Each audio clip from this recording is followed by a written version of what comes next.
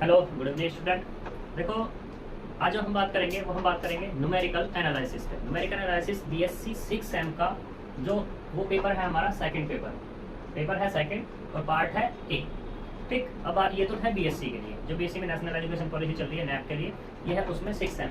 अगर हम बात करें अदर की, तो देखो जो अब हमारे एनुअल चल रहे हैं, बैच चल रहे हैं बच्चों के पेपर, तो उसमें ये फाइनल में है, फाइनल ईयर में, तो एनुअल में है और ऑब्जेक्टिव है वहाँ पर क्वेश्चन। दूसरा बीसीए 5th सेमेस्टर में ये जो हमारी बुक है पूरी की पूरी न्यूमेरिकल एनालिसिस, वहाँ पर ये पूरी की पूरी है, कोई भी चैप्टर नहीं है।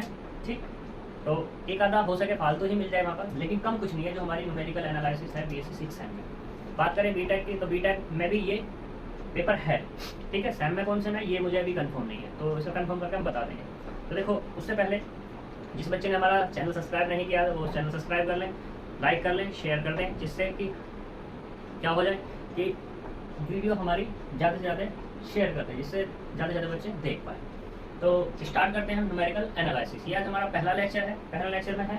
पहले लेक्चर में जो हम बात करेंगे, देखो हम पहले लेक्चर में बात करेंगे इसमें न्यूमेरिकल एनालिसिस में है हमारा solution of algebraic and transcendental equation. अब बात करते हैं भाई ये इसमें क्यों किया। देखो, ये मैं इसलिए कर रहा हूँ क्योंकि तुम कोई सा भी तुम्हारा पेपर हो, चाहे बीसीए का हो, बीबीए का हो, बीबी में तो खैर नहीं है, बीसीए हो गया, बीटेक हो गया और बीएससी हो गया, यहाँ से एक क्वेश्चन 100% आता है लॉन्ग। ठीक, अब बात करें हम एनुअल सिस्टम में। देखो एनुअल सिस्टम में ये यूनिट है पूरी की पूरी, तो इस यूनिट से वहाँ से 15 क्वेश्चन, 10 से 15 क्वेश्चन आते ही आते हैं, तो ये उनके लिए भी इंपॉर्टेंट है ये पूरा का पूरा चैप्टर। तो बात करते हैं हम यहाँ पर।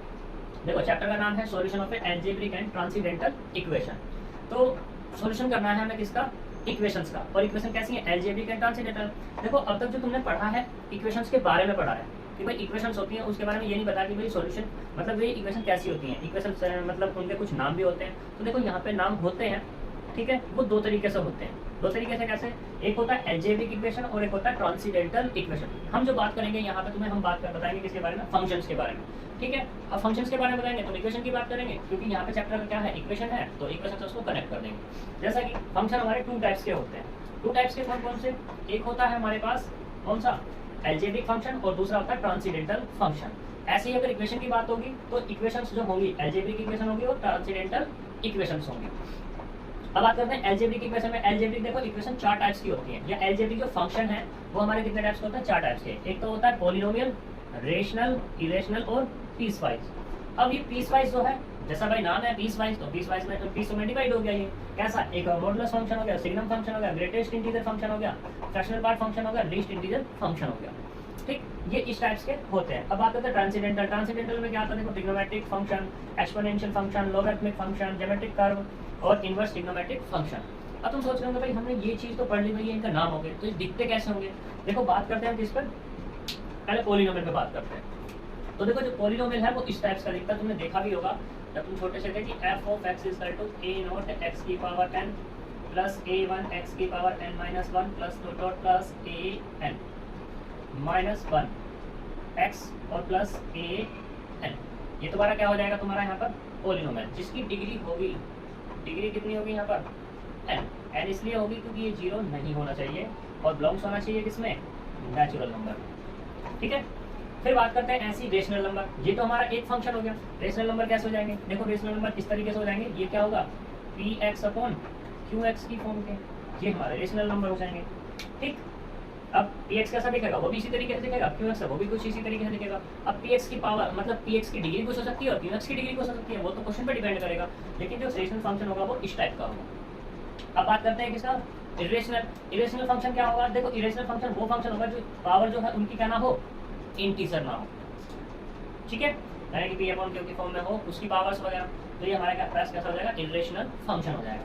फिर बात करते हैं किसकी, पीसवाइज की। पीसवाइज हमारे पास 5 टाइप से होता है, modulus function, signum function, greatest integer function, fractional part function और लीस्ट इंटीजर फंक्शन। उससे पहले हम बात करते हैं यहाँ पर किस पे, ट्रिग्नोमेट्रिक फंक्शन से, इनको भी बात करेंगे। चलो पहले उन्हें डिफाइन करो। तो देखो मॉडुलस फंक्शन क्या होता है, मॉडुलस ये मॉडुलस ऑफ x जानते होंगे, ये क्या होता है तुम्हारे पास, ये 3 तरीके से होता है। एक तो होगा x, एक होगा माइनस x और एक होगा 0। ये x कब होगा, ये तब होगा जब x क्या होगा, ग्रेटर हो किससे, 0 से।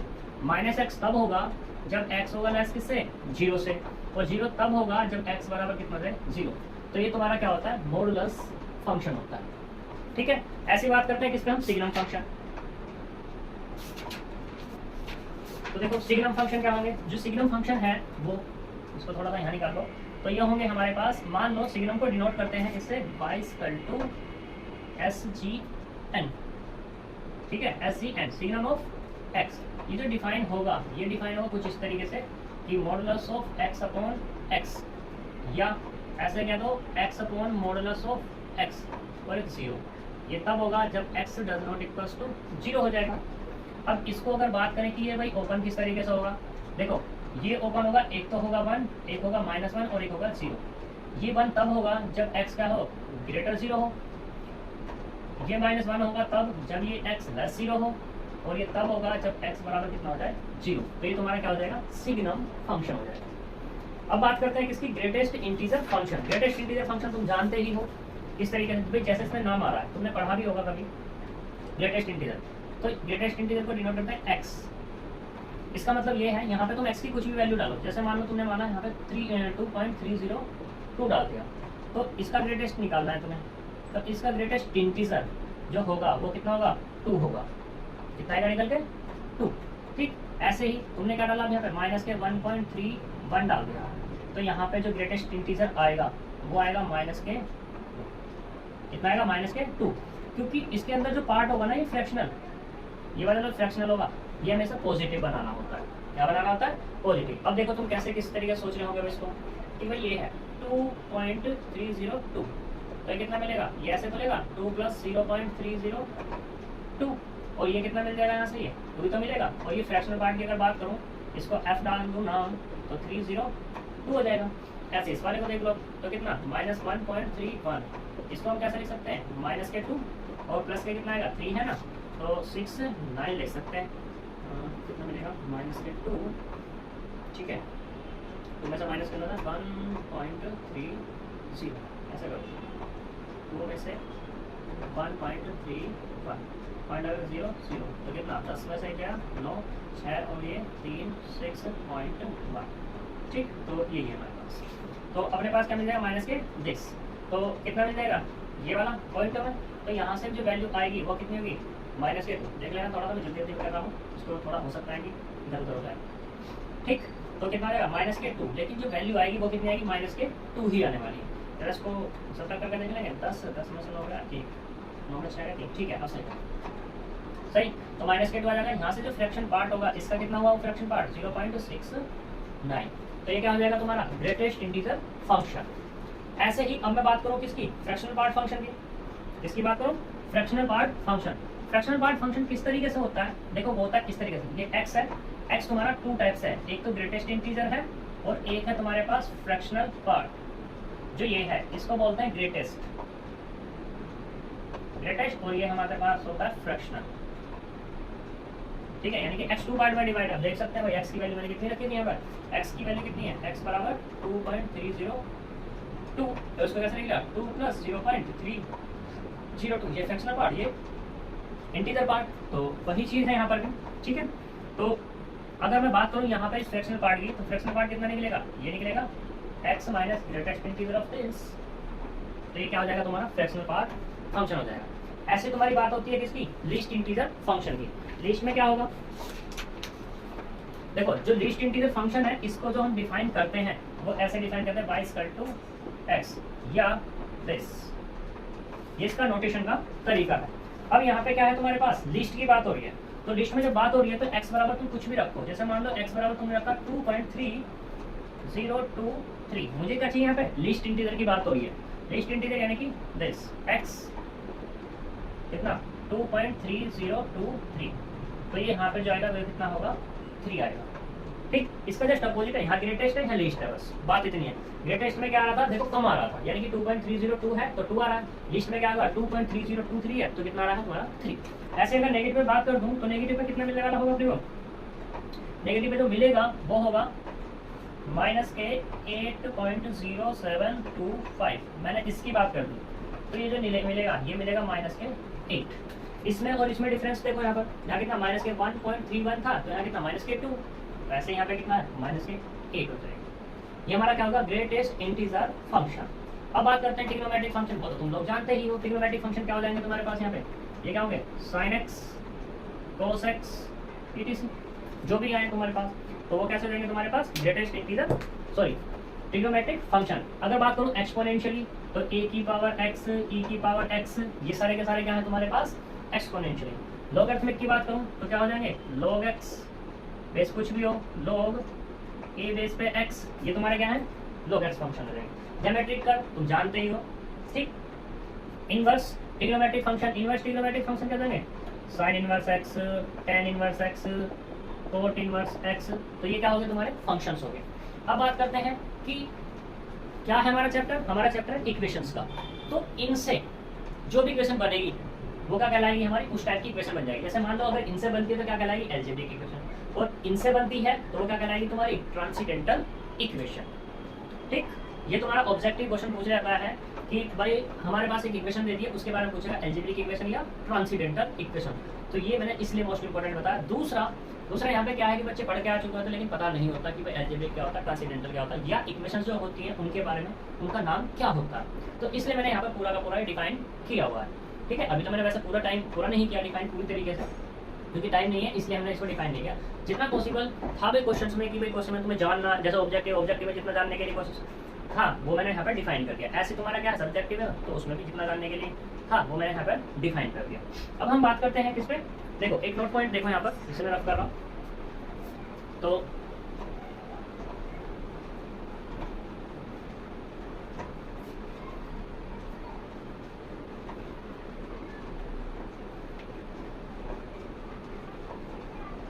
एग्जाम्पल के बारे में बात करते हैं।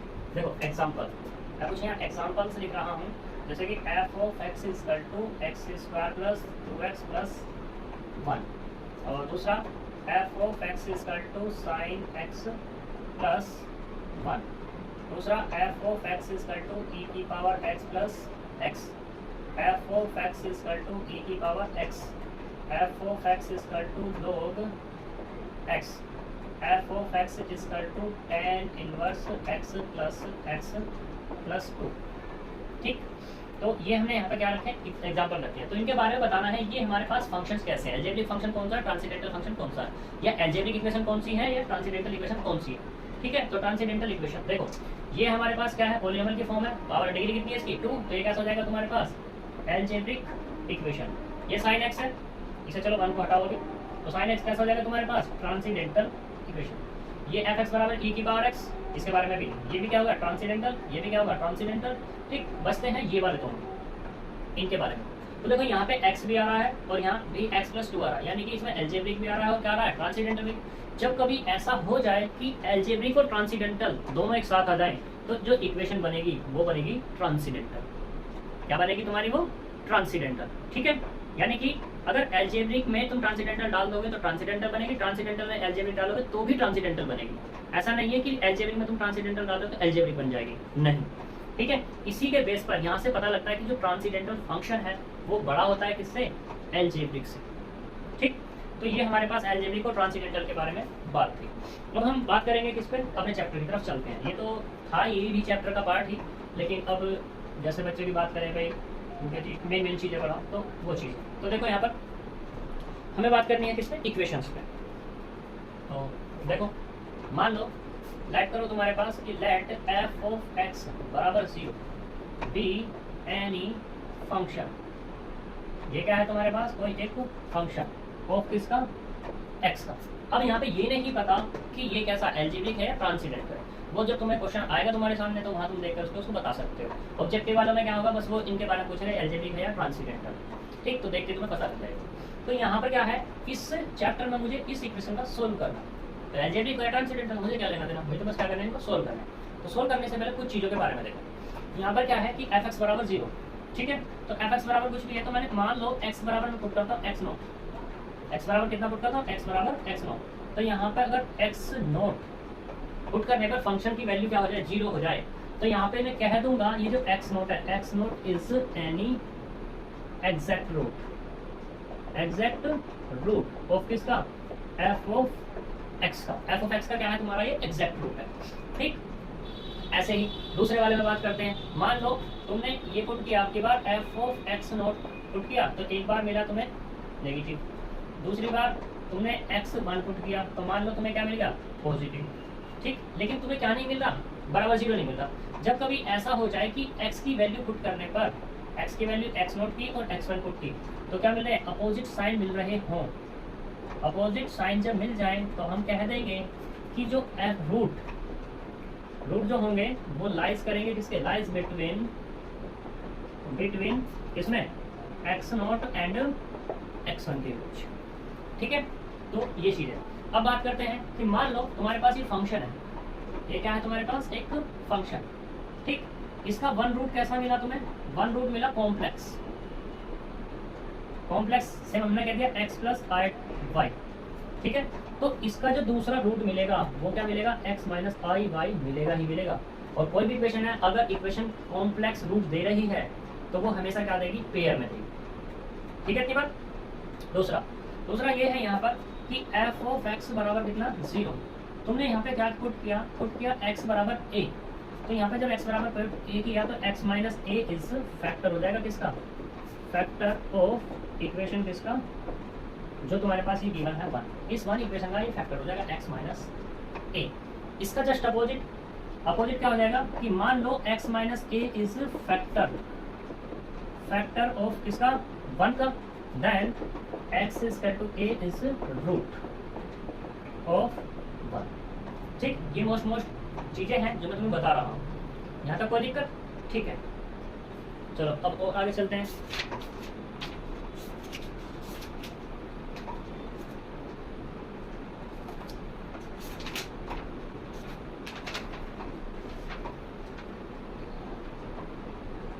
अब देखो एक नोट पॉइंट ये है तुम्हारे पास कि f ऑफ x है, f ऑफ x बराबर 0। ये क्या है हमारे पास, every equation of odd degree, मतलब इसकी डिग्री क्या जाए, डिग्री ओड हो जाए। ओड से मतलब यहाँ पे 1 हो जाए, 3 हो जाए, 5 हो जाए, 7 हो जाए, तो ये कम से कम at least 1 real root exist, यानी कि इसका एक रियल रूट एग्जिस्ट होगा ही होगा, ठीक। 2 भी हो सकते हैं, 3 भी हो सकते हैं, 4 भी हो सकते हैं, लेकिन एक कम से कम मिलने वाला है, ठीक। फिर ऐसा ही every equation of even degree with last term negative.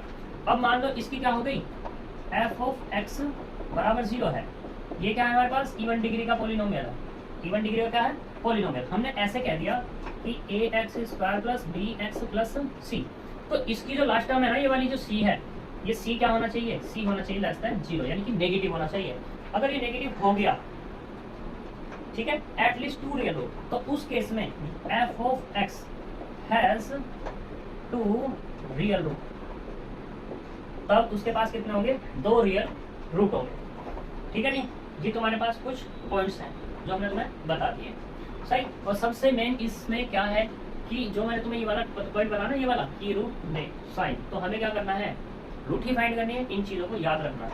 अब इन चीज़ों को याद रखने के लिए हम एक क्वेश्चन पे, एक मेथड पे बात करते हैं कि भाई हमारे पास जो इक्वेशन है, ये इक्वेशन है हमारे पास f ऑफ x बराबर कितना 0, तो मुझे क्या करना है, इसका सॉल्यूशन करना है। तो सॉल्यूशन करने के लिए यहाँ पे इस चैप्टर के अंदर हम डिफरेंट टाइप्स के मेथड पढ़ेंगे, उनसे हम बात करेंगे कि ये कैसे सॉल्यूशन देते हैं, ठीक है। तो उसी में हमारा पहला मेथड है बाइसेक्शन मेथड, तो इस बाइसेक्शन मेथड पे हम बात करते हैं।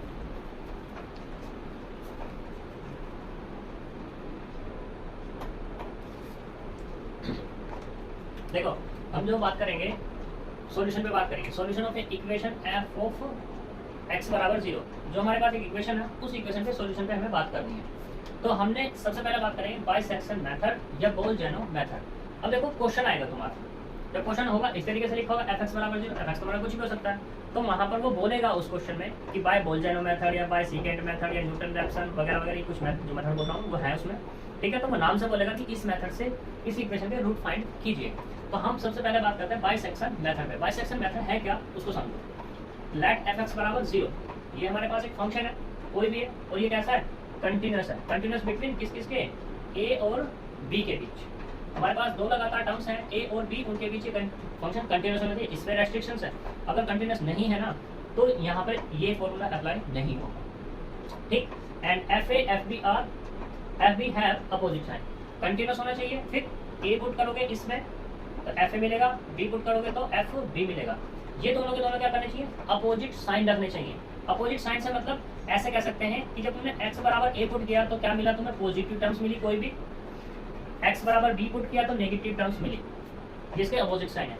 जब कोई भी ऐसा कर जाएंगे नंबर तो क्या कह देंगे, हम जो रूट लाई करेंगे वो किस किस के बीच लाई करेंगे, a और b के बीच, यानी कि अब इस इक्वेशन का जो रूट लाई होगा वो a और b के बीच लाई होगा। ठीक, अब a और b के बीच तो लाई हो गया, यानी कि जो हमारे पास है x, कुछ भी मान लो, x की जो वैल्यू होगी b से क्या होगी, कम होगी, और a से क्या होगी, ज्यादा होगी। ठीक, तो यहाँ पे हम क्या निकालेंगे, नेक्स्ट रूट निकालेंगे। वो मान लिया हमने कितना, x नॉट। अप्रोक्सीमेशन रूट निकालेंगे, बाइसेक्शन मेथड कहता है, ये इसका फॉर्मूला अप्रोक्सीमेशन। दूसरा रूट निकालने का कि जो हमारे पास दिए हुए हैं जिन पॉइंट पे वैल्यू आई है नेगेटिव और पॉजिटिव, तो a प्लस बी अपॉन 2। ठीक, दोनों को क्या करो, ऐड करो, 2 से डिवाइड कर दो, तो मुझे क्या मिल जाएगा, नेक्स्ट रूट मिल जाएगा। अब इस x नॉट पे चेक करेंगे, इसका चेक करेंगे x नॉट को, ये जो हमारे पास फंक्शन गिवन है उसको, यानी कि इस f ऑफ x को। तो हमने मान लो इसमें 2 केस बनेंगे तुम्हारे।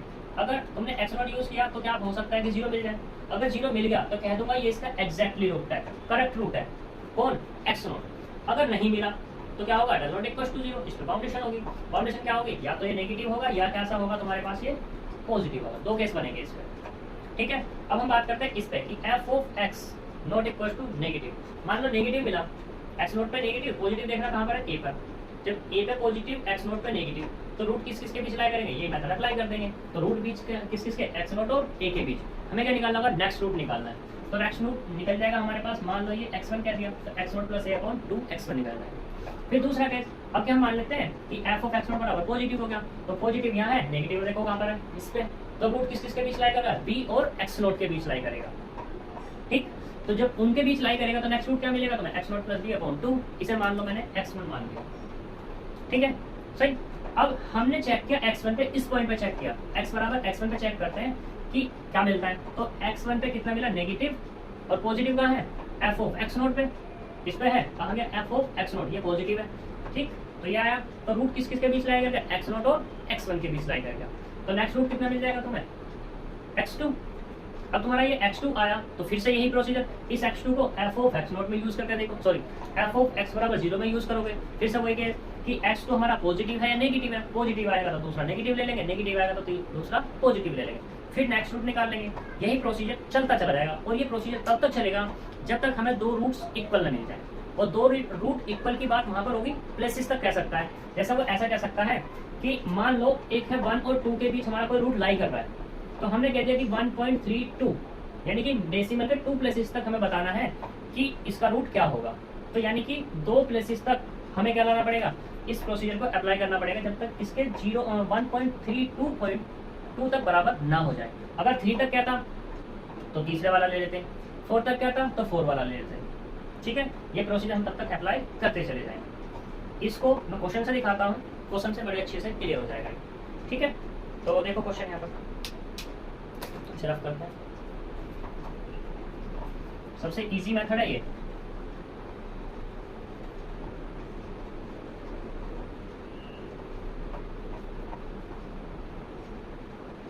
बस इसमें तुम क्या है कि जितनी कैलकुलेशन फास्ट कर पाओगे उतनी जल्दी तुम्हारा पेपर सॉल्व हो जाएगा। तो हम बात करते हैं एक क्वेश्चन पे,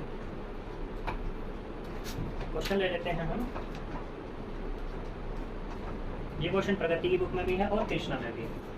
तो एग्जाम्पल 2 तो कृष्णा में है ये, और 1 है तुम्हारा एक प्रगति। ये दिया हुआ है कि गिवन है यहाँ पर, गिवन f ऑफ x बराबर x की पावर 3 माइनस x माइनस 1 बराबर c।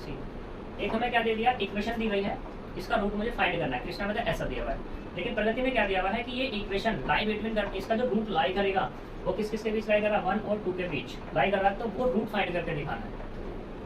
ठीक है, करने का प्रोसीजर देखो इसका सॉल्यूशन। तो f ऑफ x बराबर कितना, x की पावर 3 माइनस x माइनस 1 बराबर 0। मैंने इसको क्या दिया 1। तो तुम्हें क्या करना है, वैल्यूज को पुट अप करके देखो। तो मैंने सबसे पहले पुट किया x बराबर 0, तो f ऑफ 0 कितना मिलेगा, 0 माइनस 1 बराबर कितना, माइनस के 1। फिर तुमने पुट किया x बराबर 1, तो यहाँ पे कितना होगा, f of 1 minus 1 equal to -1। अब देखो 0 पुट किया 1 पुट किया तो क्या मिल गया तुम्हें, ये दोनों नेगेटिव मिल गए, लेकिन तुम्हें तो एक चाहिए पॉजिटिव और एक कैसा चाहिए नेगेटिव। तो फिर मैंने पुट किया, पुट x इक्वल टू 2, तो f of 2 equal to 8 minus 2 minus 1 equal to 5 मिल गया। अब देखो कंटिन्यूस चाहिए मुझे ऐसे पॉइंट जिन पे वो नेगेटिव मिल रहा हो। देखो नेगेटिव तो मुझे यहाँ भी मिल रहा है, यहाँ भी मिल रहा है, लेकिन बात है यहाँ कंटिन्यूस फंक्शन की। तो किसके बीच दोनों एलिमेंट बना मतलब कंटिन्यूस होने चाहिए, लगातार होने चाहिए। तो नेगेटिव एक तो इस पे है और एक इस पे है, तो इस पे भी, लेकिन वो नहीं लेंगे क्योंकि इनके बीच में एक नंबर का डिफरेंस आ रहा है। ठीक, तो देखो हियर एट x बराबर a और a बराबर कितना 1, तो यहाँ पर f ऑफ 1 कितना मिला -1 यानी कि नेगेटिव, एंड x बराबर b, b बराबर 2, तो f ऑफ 2 बराबर कितना मिला 5 यानी कि पॉजिटिव। अब देखो since f of x have opposite sign at x बराबर 1 एंड 2 पर, then root lies between 1 and 2 के बीच, 1 और 2 के बीच लाई करेगा रूट। तो हम निकालते हैं नेक्स्ट अप्रोक्सीमेशन रूट, तो वो कितना होगा, उसे नाम दे दिया हमने x1 और x1 नाम दिया 1 प्लस 2/2 बराबर कितना 3/2 इक्वल टू 1.5। अब हम बात करते हैं 1.5 पे, एट x1 बराबर 1.5 पे, तो देखते हैं कितना मिलता है, f ऑफ 1.5 इक्वल टू 1.5 का क्यूब माइनस 1.5 माइनस के बाद। देखो कैलकुलेशन मैंने तो करी की हुई है, तो मैं तो कैलकुलेशन लिख रहा हूँ, तुम खुद करके देखना। ये मैं कहना कि टिक के लिख रहे हैं क्योंकि मैं कैलकुलेशन का खेल, अगर कैलकुलेशन में नहीं करता रहा तो 2 घंटे लग जाएंगे एक ही क्वेश्चन को करने में। तो यहाँ पे 1.5 की कैलकुलेशन जो होगी हमारी वो कितनी आएगी यहाँ पर, तो ये होगा कितना 1.5, ठीक, तो ये होगा 3.375 माइनस के 2.5 इक्वल टू 0.875, ठीक, और ये कैसा मिला तुम्हें पॉजिटिव, कैसा मिल गया positive.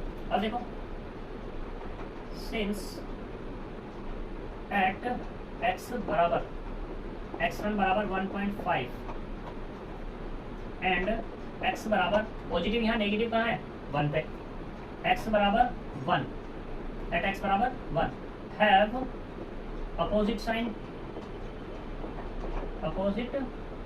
Sign then root lies between किसके बीच 1 एंड 1.5 के बीच। नाउ नेक्स्ट अप्रोक्सीमेशन रूट जो मिलेगा वो कितना मिलेगा 1 plus 1.5/2 equal to 2.5/2 equal to 1.25, ये मिला। अब इसमें चेक कर लो, एट x बराबर 1.25, तो चेक करते हैं f ऑफ 1.25 इक्वल टू 1.25 का square minus 1.25 minus 1 equal to, ये जो मिलेगा तुम्हें ये मिला यहाँ से माइनस के 0.296 और ये 8, तो ये कैसा हो गया तुम्हारे पास नेगेटिव, कैसा मिला तुम्हें नेगेटिव। अब देखो सिंस एट x बराबर नेगेटिव यहाँ है, पॉजिटिव कहाँ है 1.1 पे, सिंस एट x बराबर 1.5 एंड x बराबर 1.25 f ऑफ x बराबर 0 हैव ऐसा sign opposite sign then root lies between कितने के बीच 1.5 एंड 1.25। तो देखो next approximation root, next approximation root, तो जो आएगा वो कितना होगा x2 हो गया, कितना हो गया अप्रोक्सीमेशन रूट, x1 निकल गया, ये वाला x2 हो गया, ये वाला x3 गया। तो x3 बराबर 1.25 प्लस 1.5 अपॉन 2, ये मिलेगा 2.75 अपॉन 2। जब इसको डिवाइड करोगे तो कितना 1.337 और ये 5। फिर से इस पे चेक करो, एट x बराबर 1.375 पे, तो f ऑफ 1.375 पे चेक करते हैं कितना मिलेगा। 1.375 का क्यूब माइनस 1.375 माइनस के 1। तो इसका जो सॉल्यूशन आएगा निकल के, वो जो सॉल्यूशन होगा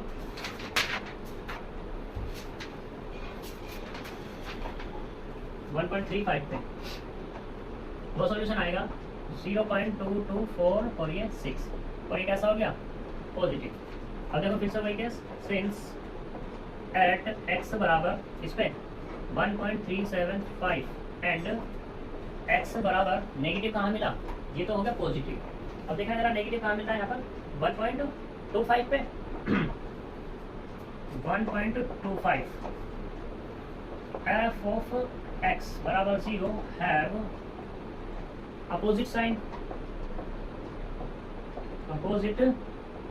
sign then root lines between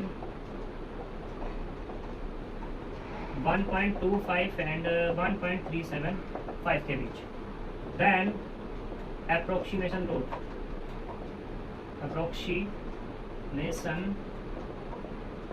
root जो होगा वो कितना होगा 1.375 प्लस 1.25 अपॉन 2। इसको जब सॉल्व करेंगे तो वो मिलेगा हमारे पास 1.325। ठीक, बात कर लेते हैं एट x बराबर 1.325, तो ये जो मिलेगा f of 1.325 equal to 1.325 cube minus 1.325 minus के 1। तो यहाँ से मिला इसकी वैल्यू 1.325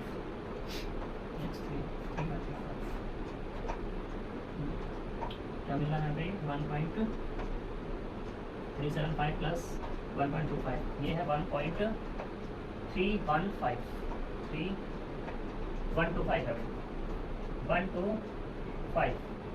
125। इस पे जो वैल्यू मिली है वो कैसी मिली है हमें, माइनस के 0.05151, और ये कैसी होगी तुम्हारे पास नेगेटिव। अब देखो फिर से वही चीज़, सिंस एट x बराबर कितना 1.3125 एंड एट x बराबर कितना नेगेटिव, यहाँ मिला पॉजिटिव कहाँ मिला हुआ है इस पे, यानी कि 1.375 f या f of x बराबर 0 have opposite sign then root lies between किसके बीच 1.3125 एंड 1.375 के बीच। अब देखो अगर इसमें कहता है डेसिमल के 1 प्लेसेस तक, तो 1.3 यहाँ है 1.3 यहाँ है, तो यहीं पे रुक जाता है। लेकिन अगर आगे की बात करें तो निकाल लेते हैं next root. Then next approximation root, तो वो होगा हमारे पास कितना x3 हो गया, कहाँ तक हो गया अप्रोक्सीमेशन रूट x3 हो गया, ये वाला x4 नाम दे दो, ये वाला x5 नाम दे दो, तो कितना आएगा, चलो आगे लिख लेते हैं इसको, बराबर 1.3125 प्लस के 1.375 अपॉन 2। तो यहाँ से जो x4 कितना x4 हो गया, तो x5 जो आया है निकल के x5 आएगा 1.328 और ये 1, ये आगे निकल गया। ठीक,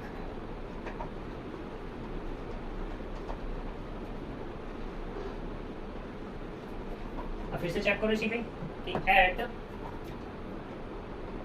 x बराबर 1.328, तो यहाँ पे जब चेक करोगे तुम इसको f of 1.328 equal to 1.328 cube minus 1.328 minus 1, जो वैल्यू मिलेगी वो कितनी मिलेगी वैल्यू 1.382 पे 0.0144 और ये कैसी होगी तुम्हारे पास पॉजिटिव, कैसे मिल गई पॉजिटिव। अब देखो सिंस एट x बराबर कितना x बराबर 1.328 एंड नेगेटिव कहाँ मिला है तुम्हें, नेगेटिव कहाँ मिला हुआ है 1.312 f of x बराबर 0 have opposite sign then root lies between किसके बीच 1.328 एंड 1.312 और ये 5, ठीक। देन नेक्स्ट एप्रोक्सीमेशन रूट, तो वो कितना आएगा यहाँ से 1.328 प्लस 1.3125 अपॉन 2, यानी कि कोई नाम दे दो x6 मैंने नाम दिया, तो x6 जैसे ही मैंने नाम दिया तो इसकी वैल्यू कितनी मिली मुझे, तो देख लेते हैं कितनी मिली x6, तो कितना आएगा ऐड कर लो, ये मिला 583 नहीं ये वाला 5280224336 और 2 अपॉन में कितना 2 डिवाइड करो 1.3202, ठीक ये मिला। अब इस पर बात कर देते हैं एट x बराबर कितना, पहली बात तो ये कि देखो यहाँ पे x6 बराबर कितना 1.3202 मिला, सही। और एक क्या है मेरे पास, एक ये है कि x5 कितना 1.3281। अगर मैं बात करूँ इसके 2 डिजिट की, पॉइंट की 2 डिजिट, तो सेम आ रही है ना। तो अगर मुझे 2 डिजिट तक कहना हो कि पॉइंट के 2 डेसिमल तक, यानी कि 2 डेसिमल प्लेसेस तक हमारी जो क्या है रूट निकालो किसका, इक्वेशन का, तो यहाँ पर आ जाता है आंसर, क्या देंगे since x5 and x6 is same कितना, यानी कि x दैट इज x5 बराबर कितना 1.32 और ये बराबर किसके x6 के, then root of f of x बराबर x की पावर 3 माइनस के x माइनस 1 बराबर 0 इज x बराबर 1.3, ये इसका आंसर हो जाएगा। मान लो अगर तुम्हें 3 प्लेसेस तक जाना है तो और आगे बढ़ते चले जाओगे, 4 तक जाना तो और प्लेसेस तक बढ़ते चले जाओगे, ठीक है। तो इस तरीके से जितना भी तुम्हारे पास वहाँ पर कहता है, जितने प्लेसेस तक कहता है बढ़ते चले जाओगे और किस तरीके से आंसर को फाइंड करते चले जाओगे। तो ये है तुम्हारा आज का एक मेथड है, ठीक है। कल हम बात करेंगे, कोशिश करेंगे कि 2 खत्म हो जाए, ठीक है, नहीं तो 1 तो खत्म करेंगे, ठीक। तो ये हमारा बाइसेक्शन मेथड है और फिर से बोल रहा हूँ कि यहाँ से एक क्वेश्चन आएगा ही आएगा, इसलिए ये चैप्टर इम्पोर्टेंट है, ठीक है। तो इसको कर लेना और सभी अपने दोस्तों को, फ्रेंड्स को बता देना, ठीक है, कि अब हमारे क्या चल गई है, एनालिसिस चल गया, न्यूमेरिकल एनालिसिस चल चुकी है और जल्दी हम इसको खत्म करने की कोशिश करेंगे एग्जाम तक, ठीक है। तो मिलते हैं नेक्स्ट लेक्चर में नेक्स्ट वीडियो के साथ। Thank you very much.